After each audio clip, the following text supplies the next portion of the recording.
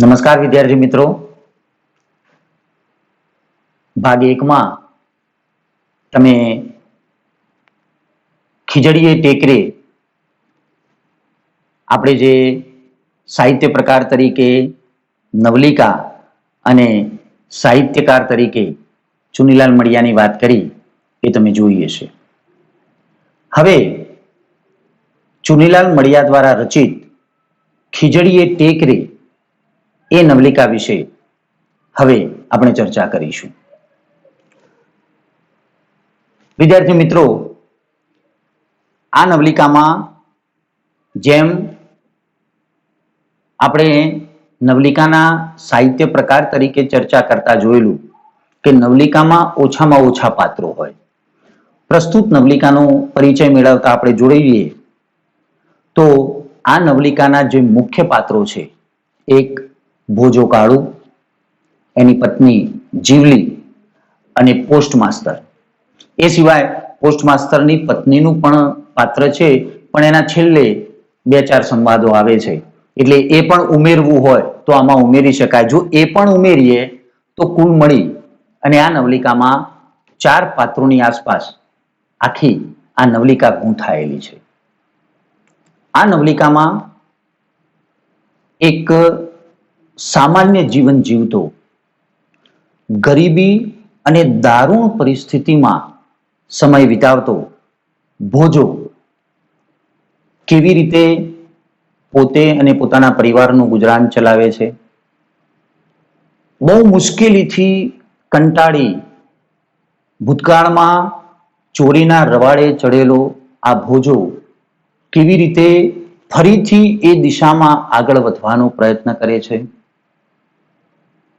અને એ પ્રયત્નોના ભાગરૂપ નવલિકા કેવો વળાંક લે છે, એની બહુ જ સુંદર વાત આ નવલિકામાં લેખક ચુનીલાલ મડિયાએ કરી છે.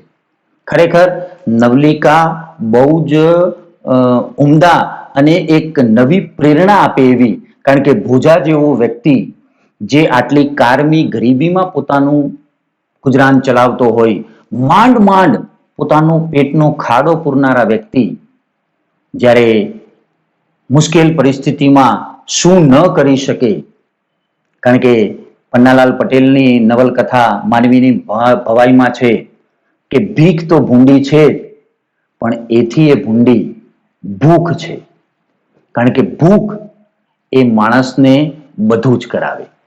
અને અહીં ભોજાની એવી લાચારી, એવી દીનતા, ગરીબાઈ અને સામે પક્ષે પોસ્ટ માસ્ટર જેવા પૈસા પાત્ર વ્યક્તિની ઉદારતા પણ અહીં આ નવલિકામાં લેખકે બહુ જ સરસ રીતે વર્ણવી છે.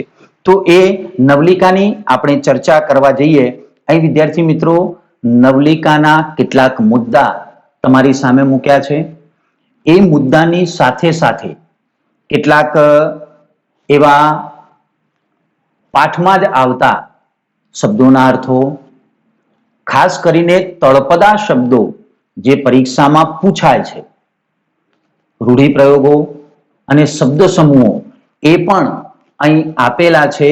અહીં એટલા માટે મૂક્યા છે તમારી નજર સામે કે તમે એને જુઓ, સમજો તો પાઠના વાંચન દરમિયાન પણ એ શબ્દોના અર્થની તમને સમજ પડે અને પરીક્ષામાં પણ પૂછાય તો તમે સરળતાથી એનો જવાબ એ લખી શકો.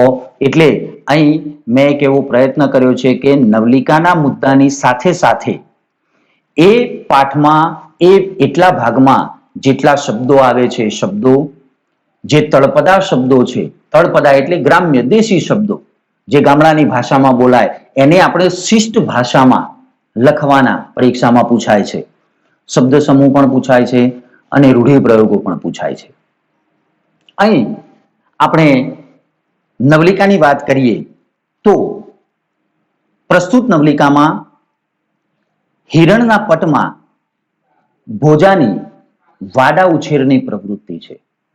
એટલે ભોજો દર વર્ષની જેમ અહીં હિરણના પટમાં, નદીના ખુલ્લા પટમાં દર વર્ષે એ તરબૂચની ખેતી કરતો. આ વર્ષે પણ એણે શિયાળામાં જ તરબૂચ વાવી દીધા છે. દર વખતની જેમ એની આ પ્રક્રિયા એ નિયમિતપણે ચાલે છે. આ વખતે જાણે કે શિયાળો અતિશય વધુ હોય, કદાચ એ કારણ હોય કે ભોજાની હવે જુવાની ધીરે ધીરે ઓછી થતી હોય એ કારણ હોય, પણ ઠંડી એ એટલી બધી પડે છે કે શું કરવું એ કંઈ સમજાતું નથી.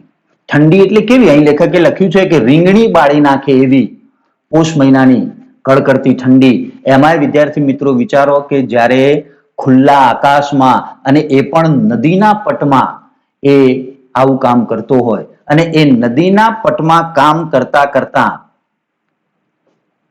એક બાજુ ઠંડો પવન, બીજી બાજુ નદીનું એકદમ શીતળ ટાઢું બોર જેને આપણે કહીએ એવું પાણી અને પવનના સુસવાટા વચ્ચે ઉભેલો આ ભોજો એ જે તરબૂચના વાડામાં ખેતીનું કામ કરતો, એ અહીં ભોજાને એવું લાગે છે કે આ વખતનો શિયાળો એટલે ઓણ સાલ, ઓણ એટલે આ સાલ.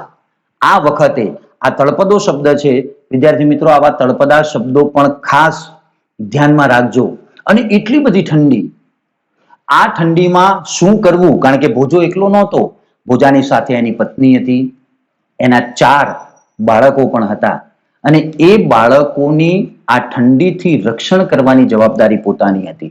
એટલે શિયાળામાં જેમ જેમ ઠંડી વધતી ગઈ, ઉનાળામાં તો કોઈ તકલીફ હોતી નથી, ખુલ્લા આકાશ નીચે એ ગમે એમ પડ્યા રહે તો પણ ચાલતું, આવું દર વર્ષે ચાલતું. પણ આ વર્ષે કદાચ ઠંડી થોડી વધુ પડતી એના ઉપર આવી ચડેલી અને એ ઠંડીથી બચવા પતિ પત્ની બંને જંગલમાંથી થોડા તલબાવળ કાપી લાવ્યા, થોડા વાંસના ટુકડા કાપી લાવ્યા, એની પત્ની જીવલી થોડા જાડી ઝાંખરા વીણી લાવી અને એ નદીના પટમાં જ એક સરસ મજાનો કૂબો, અહીં કૂબો એટલે ઘુમ્મટવાળું ઘાસનું ઝૂંપડું.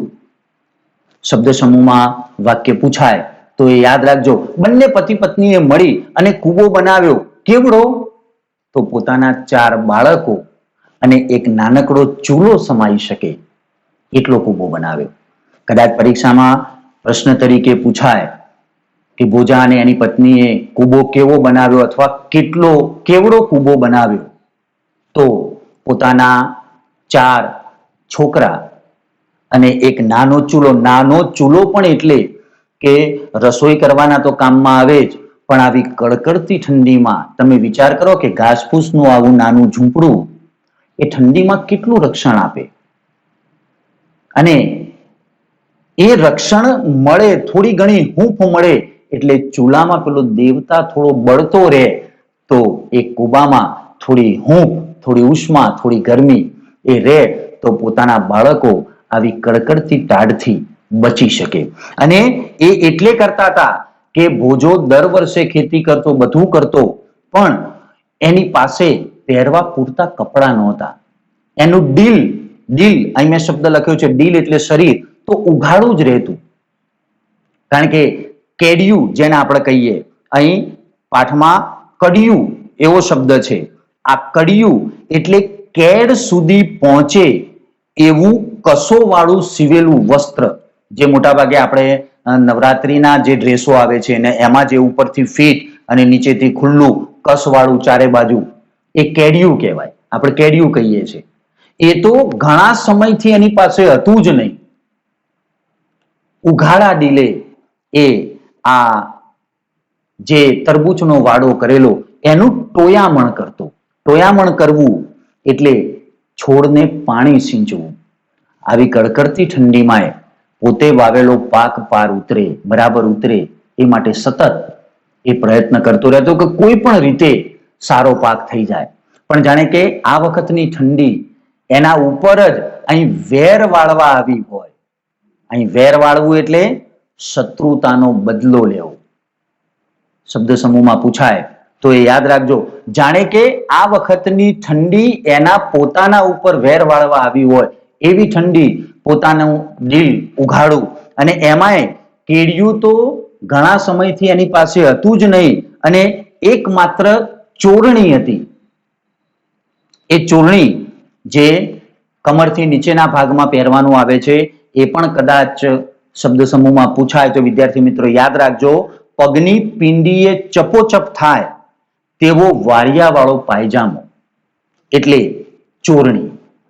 આ ચોરણી પણ ઘણા વર્ષોથી એની પાસે હતી અને એ ચોરણીમાં એની પત્ની જીવલીએ કેટલાય ટાંકા લઈ અને જાણે કે જાડી ગોદડી થઈ ગઈ હોય એવું આ પહેરવેશ ભોજાનો હતો. એવી ચોરણી ભોજાની થઈ ગઈ હતી ને એ પણ ઘસાતા ઘસાતા એટલી બધી જીર્ણ થઈ ગઈ કે હવે એ પણ લાંબો સમય ચાલી શકે એમ નહોતી.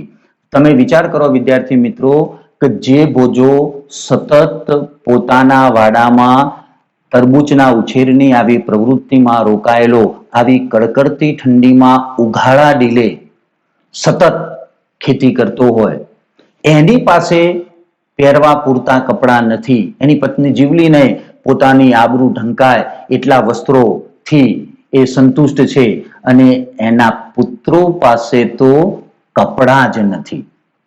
એટલે આ પતિ પત્ની બંને સાથે મળી અને પોતાના બાળકો એટલીસ્ટ ઠંડીથી બચી રહે એટલા માટે એમણે એક આવો સરસ મજાનો કૂબો બનાવ્યો.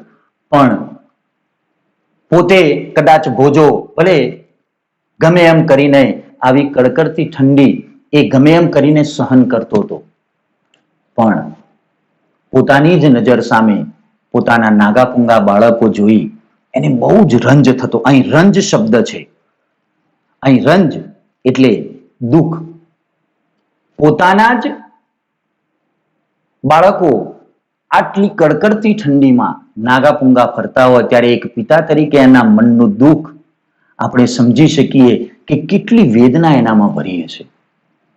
અને આ ભોજો સતત પોતાની જ પ્રવૃત્તિમાં રોકાયેલો, વાડાણમાં તરબૂચનું ટોયામણ કરતો, એને પાણી પાતો, ખેતીનું કામ કરતો ને એમના એમ સમય પસાર થતો. પણ જેમ જેમ પોષ મહિનો વધતો ગયો, ઠંડી વધતી ગઈ, એમ ભોજાની ચિંતા પણ વધતી ગઈ.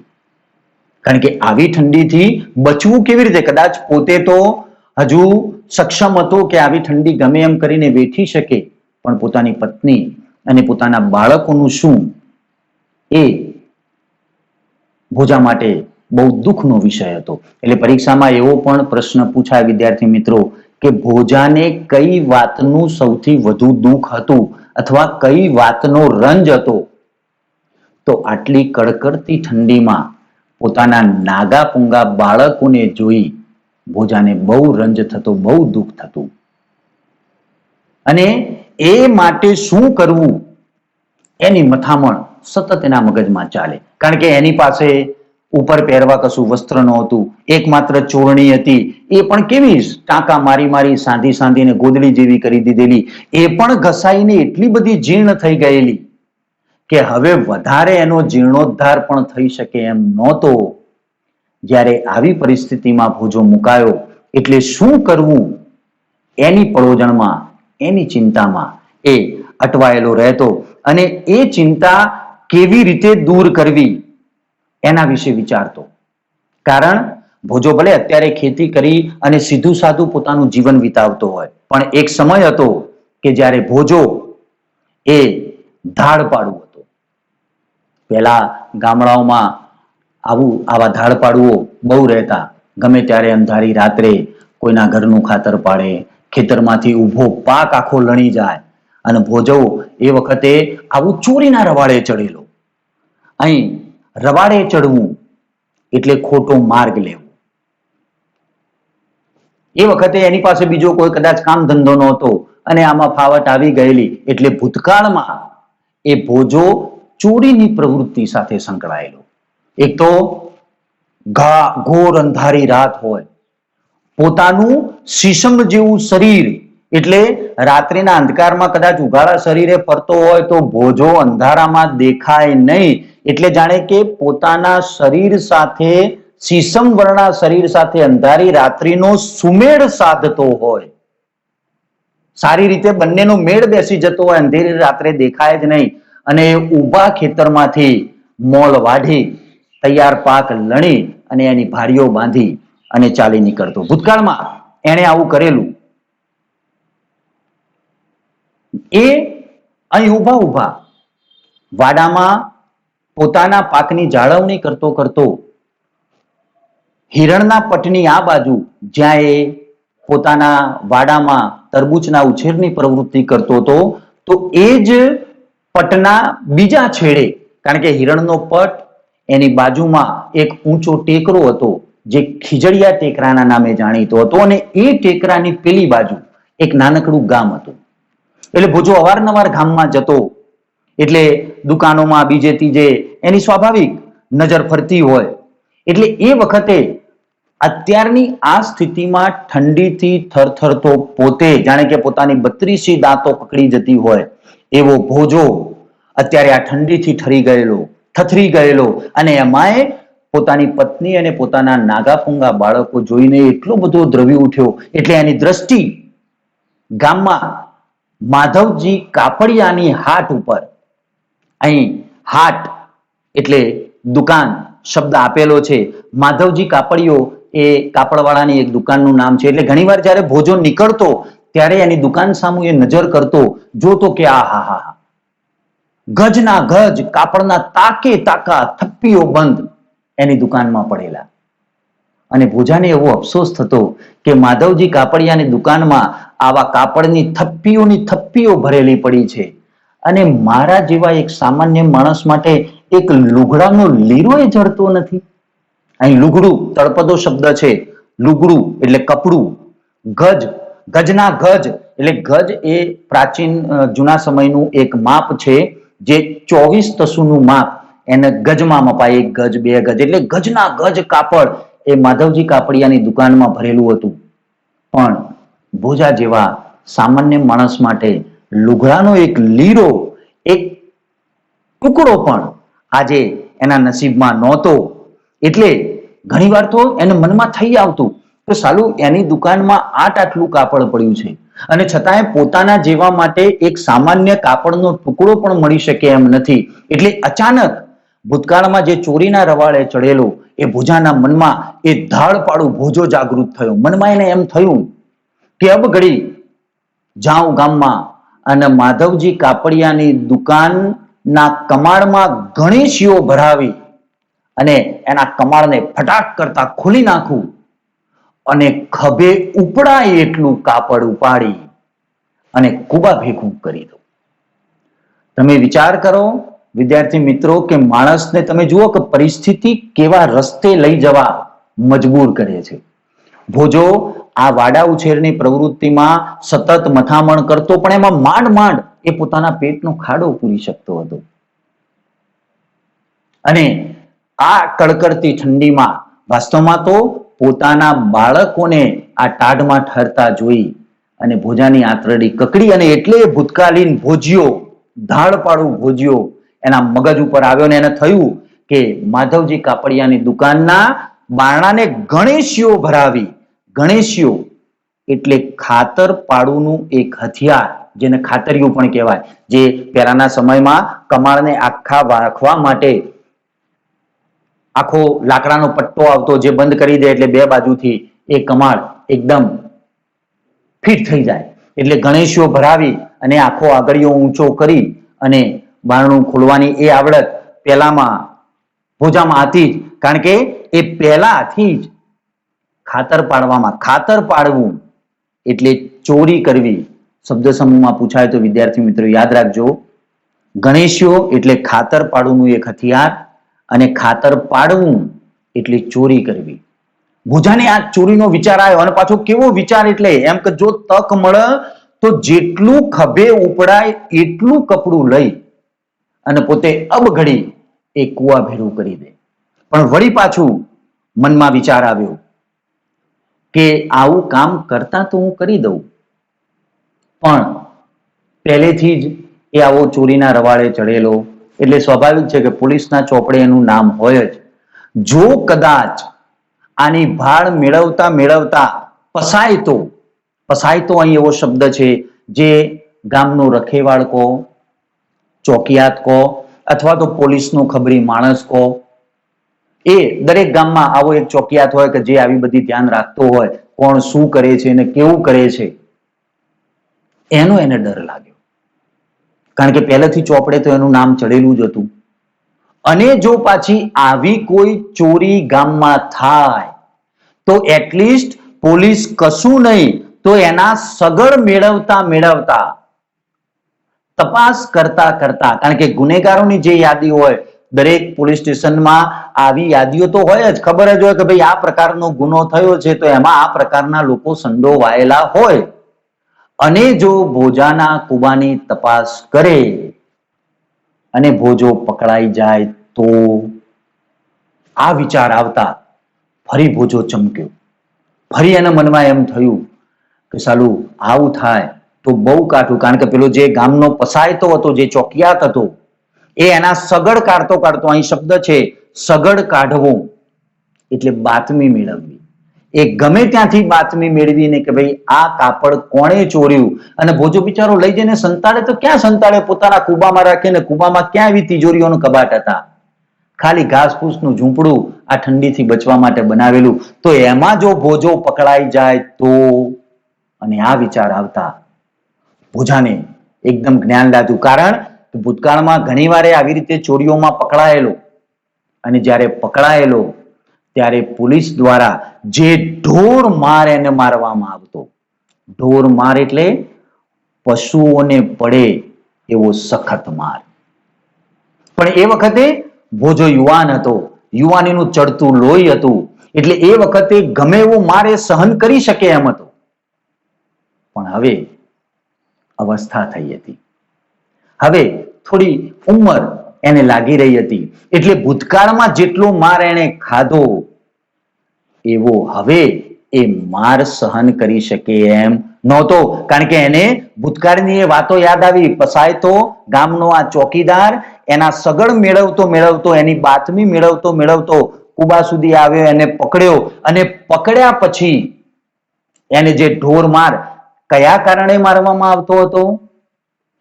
એક તો ગુનાની કબૂલાત કરાવવા, અને એ લોકો જે ઢોર માર, જે અત્યારે આપણે કહીએ છીએ પેલું 3rd ડિગ્રી ટોર્ચર, એ 3rd ડિગ્રી જ્યારે મળે ત્યારે ભલભલા માણસના હાજા ગગડી જાય. અને એક તો ગુનાની કબૂલાત કરાવવા માટે કે ભાઈ આ ગુનો તે જ કર્યો છે એ કબૂલ કરાવવા, અને બીજું કે મુદ્દા માલ ક્યાં સંતાડ્યો છે એ બતાવવા માટે ભોજાએ કાલ્પનિક એવો વિચાર કર્યો કે જાણે ભોજાને આ પોલીસ વાળા ઢોર માર મારી રહ્યા હોય અને ભોજો એનાથી બચવા માટે હવાતિયા મારી રહ્યો હોય. અને જ્યારે આ વિચાર, આ કલ્પના એના મનમાં આવી એટલે એને એમ થયું કે હવે પહેલા જેવો આવો માર ખમી શકાય એવી તાકાત એનામાં નથી. હવે આ માર એનાથી સહન નહીં થાય. પરીક્ષામાં વિદ્યાર્થી મિત્રો એવો પ્રશ્ન પણ પૂછાય કે પસાયતો ભોજાને શા માટે મારતો? તો ખાસ યાદ રાખજો, એક તો ગુનાની કબૂલાત કરાવવા, અને બીજો મુદ્દા માલ ક્યાં સંતાડ્યો છે એ બતાવવા. આમ ઊંધો કરીને નીચે આગ પ્રગટાવે ને દોરડાથી બાંધીને મારે, કેટલો જુલમ. પણ એ ભૂતકાળમાં એને સહન કરેલો. એ વખતે યુવાન હતો અને ગમે એવો માર પણ એ સહન કરી લે એમ હતો. પણ હવે એ માર એનાથી સહન થાય એવો નહોતો. એટલે પસાયતાની મારની બીકે ભોજાએ ચોરી કરવાનો વિચાર માંડી વાળ્યો. કારણ કે હવે માંડ એ પોતે એક સદગૃહસ્થ જેવું આદર્શ કહી શકાય કે કોઈ પણ પ્રકારના ખોટા કામો સિવાય મહેનતની રોજી એ રડી રહ્યો હતો. ભલે તકલીફ હતી, બીજાનું જોઈ એને ઈર્ષા પણ થતી, અથવા એમ પણ થતું કે મારા જેવા ગરીબ અને લાચાર માટે કોઈ કાંઈ કશું કરી શકે એમ નથી. ભોજાનું જે પ્રકારનું વર્ણન લેખકે કર્યું છે, આપણને એમ થાય કે છે ગરીબોના કુબામાં તેલનું ટીપું એ ધોયેલું ને અમીરોની કબર ઉપર ઘીના દીવા થાય છે. તમે જુઓ ભોજો કેવા પ્રકારની પરિસ્થિતિમાં મુકાયો છે. આજે પોતે પોતાના પરિવાર માટે ચોરી કરવા સુધીના રસ્તે જવા પણ ફરી તૈયાર થાય છે, પણ છતાંય પેલા પસાયતાની મારની બીકે અને હવે થોડી ઉંમર થવાના કારણે એ માર એનાથી સહન નહીં થાય એમ વિચારી અને ભોજાએ પોતે આ ચોરી કરવાનું જે જોખમ વરવાનું એણે માંડી વાળ્યું. અહીં જોખમ વરવું એટલે સાહસ કરવું. હવે એ એવું નવું સાહસ કરવા માંગતો નહોતો.